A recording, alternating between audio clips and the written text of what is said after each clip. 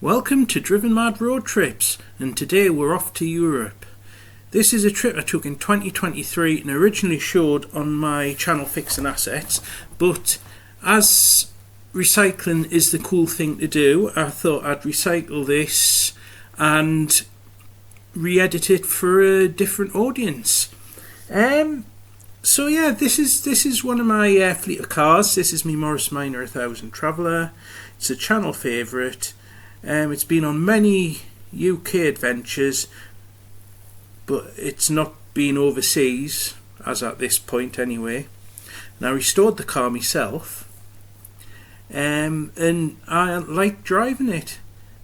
So join me in my 55-year-old car as I drive it across Europe through 7 countries in this 3-part series on Driven Mad Road Trips. Roll the titles.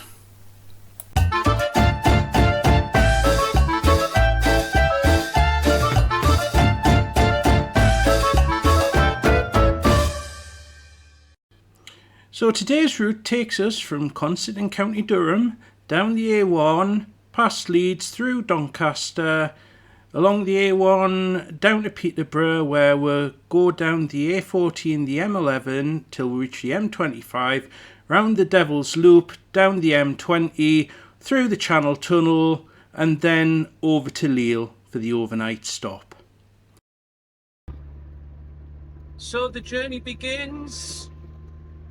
Let's see how far we get. And with that dash of optimism, I hit the road on the picturesque Consett bypass.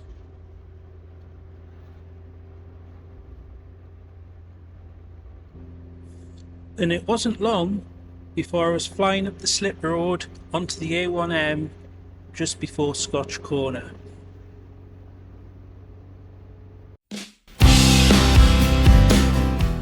You may wonder why I've chosen such an old vehicle to take on this trip.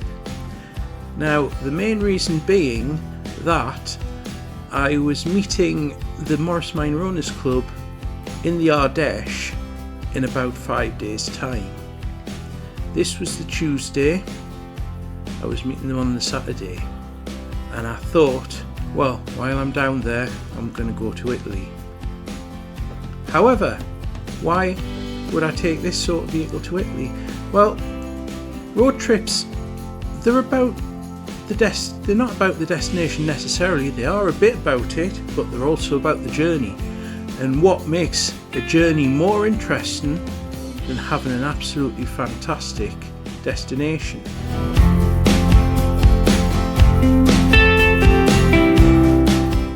One of the next stops on the trip was for a drink at the iconic Markham Moor Services. Markham Moor Services has a Starbucks with a very, very, very interesting roof. It is a hyperbolic paraboloid shower roof, and it was built in the early 60s as the canopy of the petrol station. A bit later on, it was decided that it was more use as a little chef, and now it's a Starbucks. So it's basically mediocrity under a very, very, very interesting roof. This is what it's like today.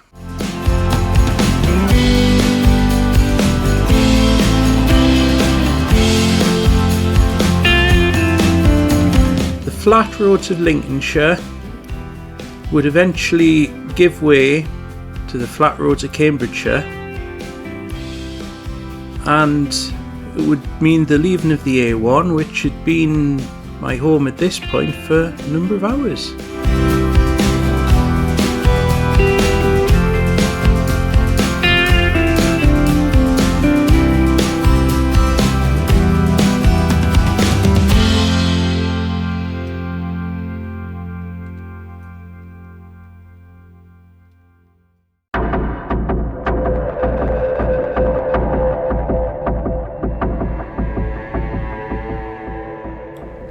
And that's the point where I hit it, the M25.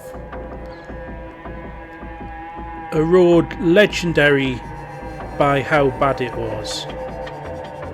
A road where the highway code forgot its existence, or at least its lane discipline. A road where a taxi will happily drive along in lane 4 at 40 miles per hour whilst everyone else is driving around it. A road of hell.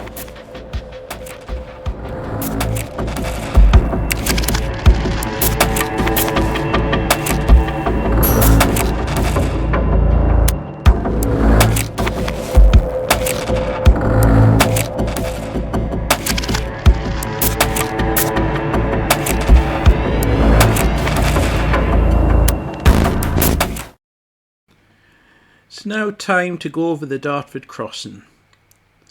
Now this is one of the biggest bottlenecks in the country. Apparently white BMWs aren't allowed to drive as fast as cars in the left-hand lane.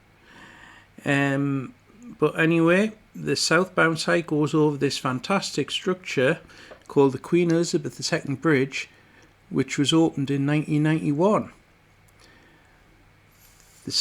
The northbound side goes through 2 separate tunnels, both of 2 lanes each, and to be fair, it is the bigger bottleneck. Fortunately, they're going to be hopefully building another tunnel further downstream, which is a good idea because this is so horrific. It wasn't long until I got to the tunnel. Not only that, but I got to the tunnel in decent time and managed to get a slightly earlier train. Vous entendrez ce signal. Hello. Hi. After disembarking and refueling myself and my car, I hit the much more sedate French motorways, and before long I was in Lille for the overnight stop.